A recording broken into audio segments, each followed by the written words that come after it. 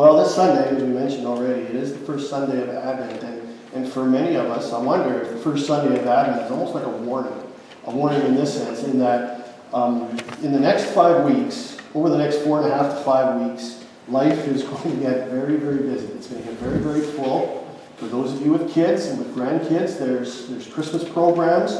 There is an array of events to prepare for, be it family gathering that require maybe food prep or maybe gifts to pick up, to give out, to homes to dress up. There's all kinds of stuff that goes on during the Christmas season, isn't there?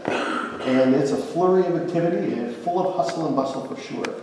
And I love Christmas. I really, really do. We actually had a family gathering on my side, a Baker family gathering yesterday in Winnipeg, and Mark was there. He got to go.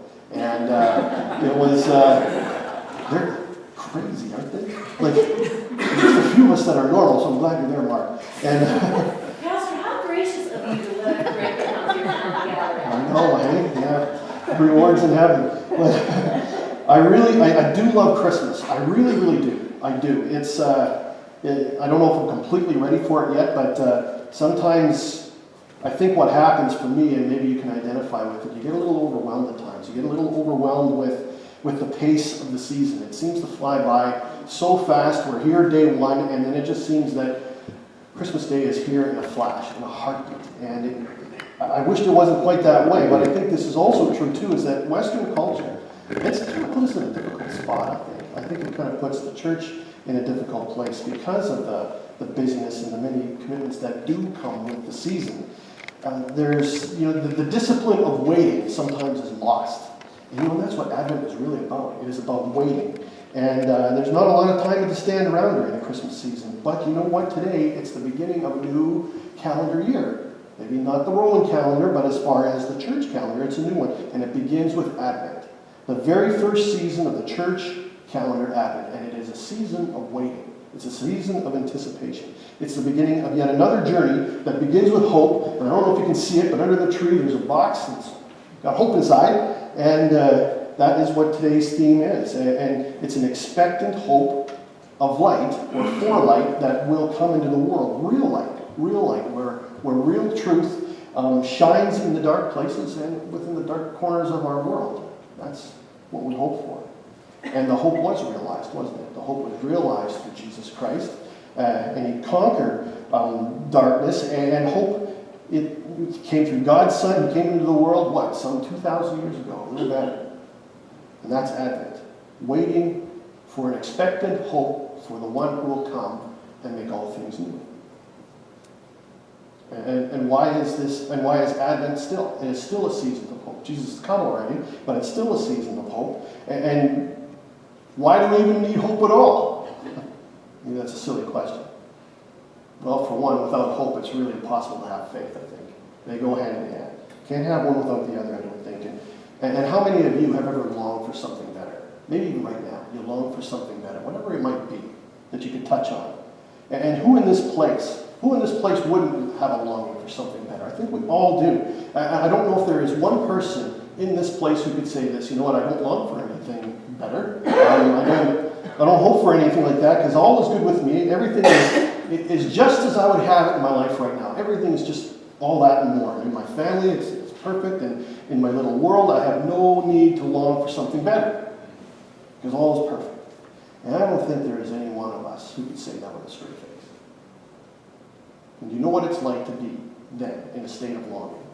And Israel, they certainly knew. They seem to be in a constant state of longing. And in Jeremiah 33 that Nick read for us, it highlights just a little bit the state of their longing. And during that time in which Jeremiah 33 is coming to us from, it's from around 586 to 516 BC, and they were in a state of injustice, real injustice. And they were slaves in a land that wasn't their own. They're in Babylon, the Babylonian exile. And I don't think I could stand before you and give you a clear picture of the horror of what that would have been like for Israel, to be enslaved in that place, in Babylon.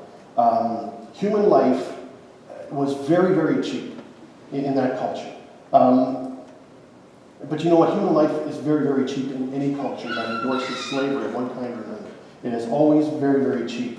Because a slave is only valued as long as they are able to provide the domineering people group that is in power with benefit. And when they're no longer deemed to be of value, then what? And I shudder to think and imagine what life would have been like for those exiled. And when I hear of the violence and of the things that are happening in our own world too, of violence that is being exacted out on people in our own time, in our own era, in our own age, I'm lost for words. I cannot understand how people will see it right to willfully mistreat others in the ways that we are hearing and seeing within our world today. But I think that this is what it would have been like for Israel during the Babylonian exile too, from where Jeremiah is speaking from. And Jeremiah is really very much like that voice in the wilderness that we hear of in the New Testament, like John the Baptist, proclaiming that hope is on the way. And Jeremiah speaks, and he's breathing a very similar message as John the Baptist, a similar message of Advent, that hope is on the way and that it's going to be realized. But it does require something. It requires patience, and it's going to require faith. Because of having to live in the unsettling tension between what is and what will be. And really, isn't that what we can relate to in our own lives too? And no, I'm not talking about enslavement, as we've kind of described, being slaves in another land, but I'm talking about being in this between what is and what will be.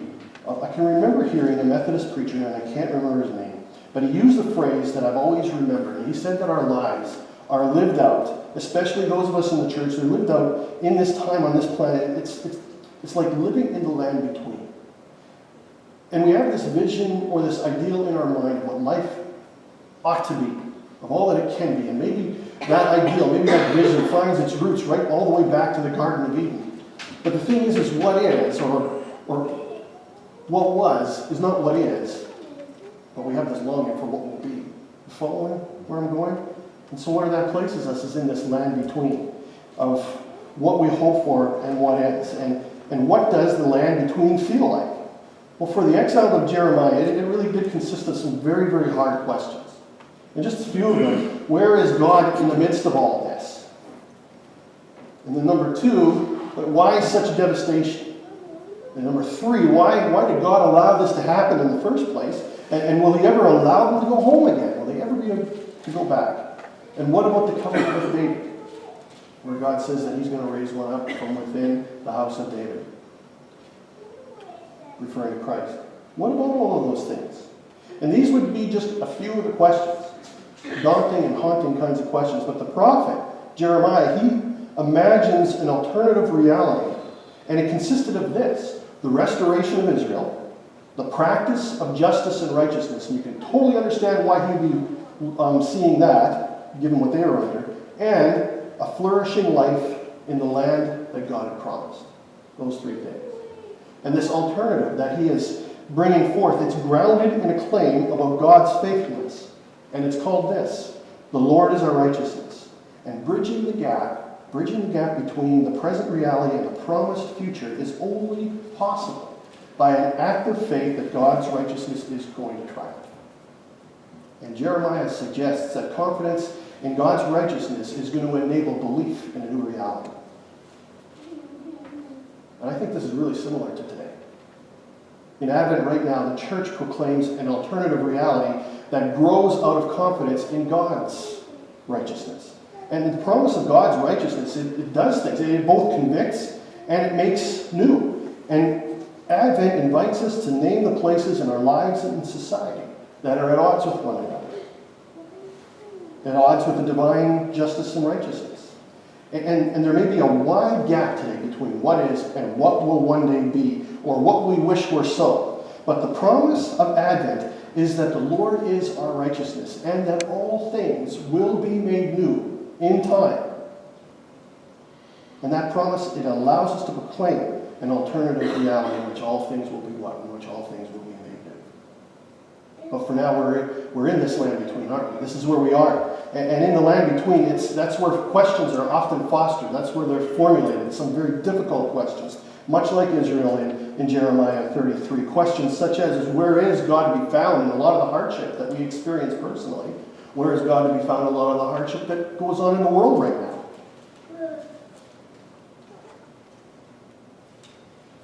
Where is God in the midst of crisis? And the land between, it can really be fertile ground for devastation.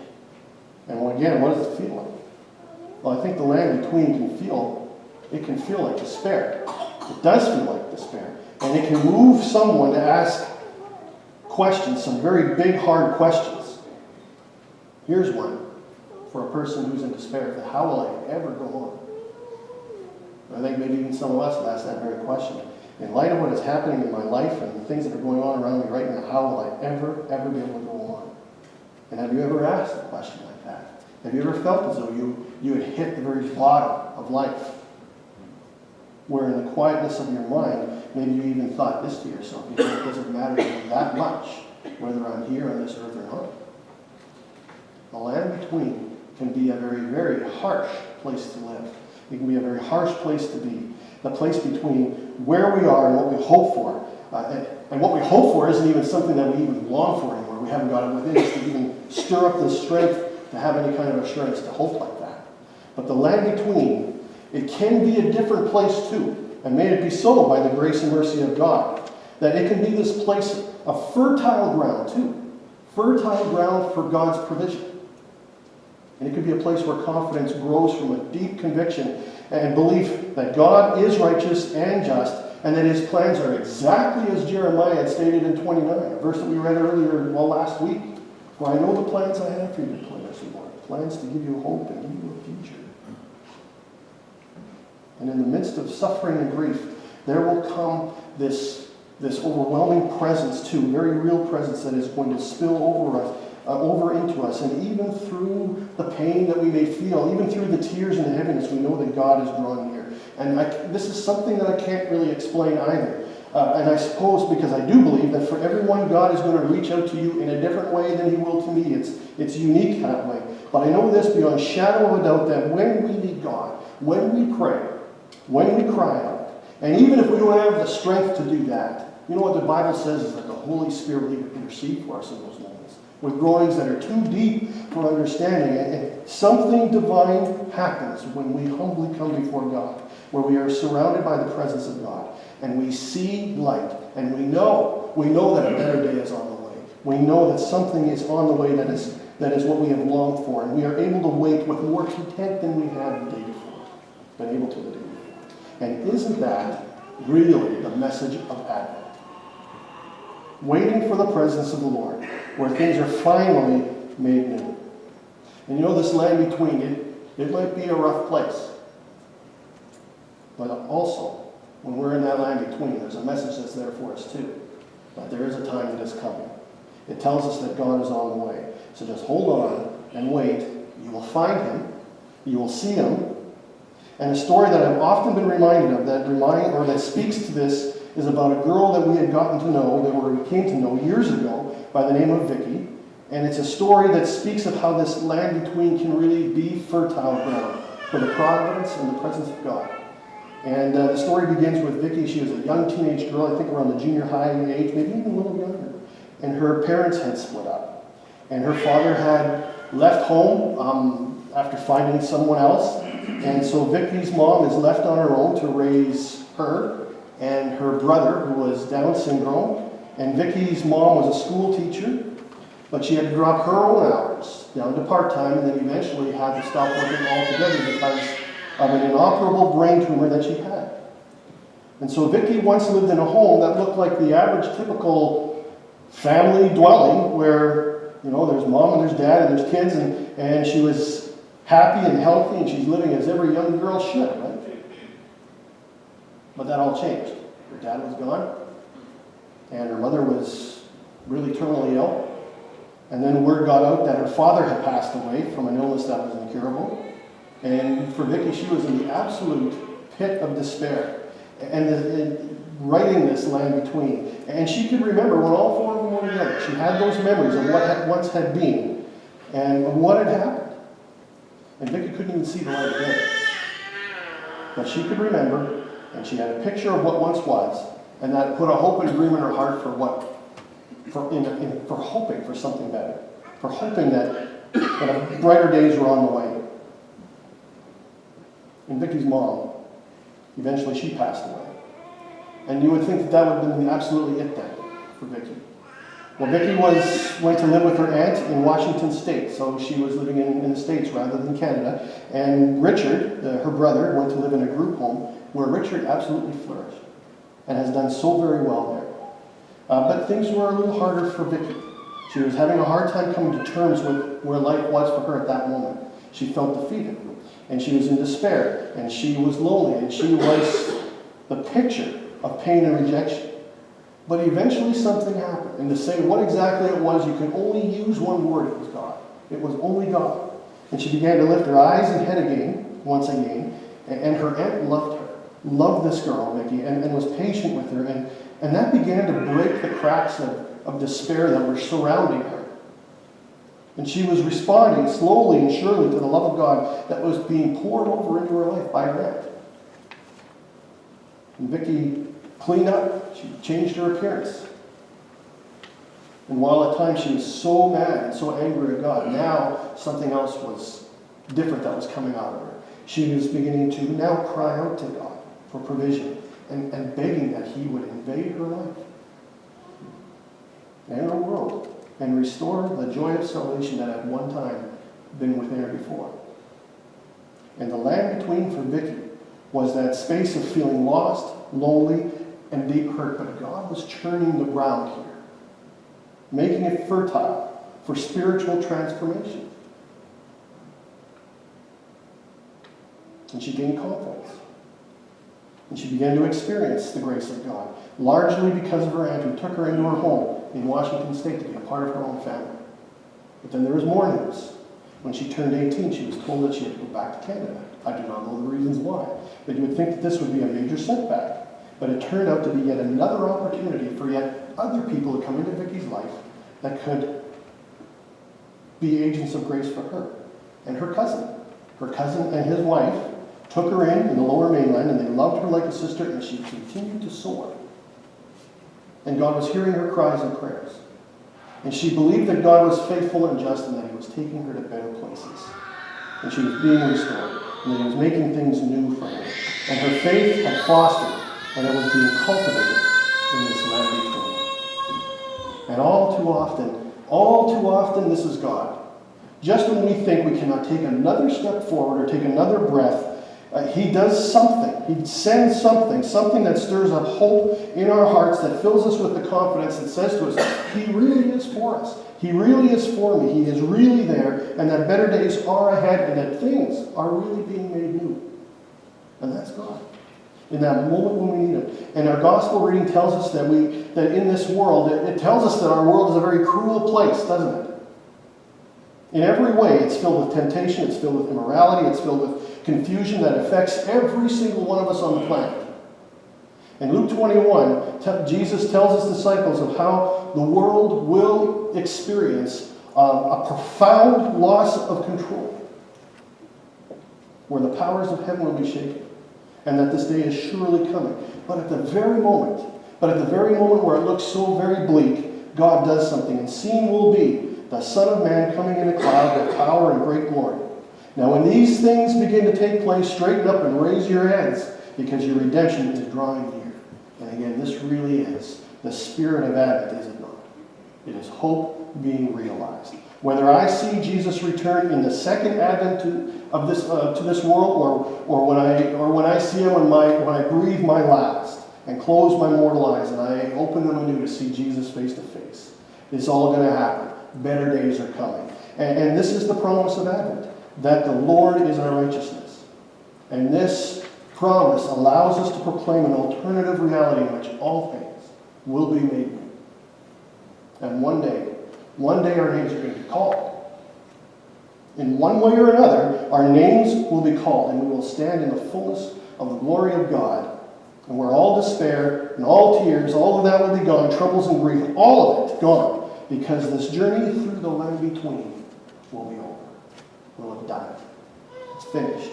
And we'll have reached our final destination, where all things will be made new. And the song I was thinking, Song of Joy, might be a little different for a community song, but it works.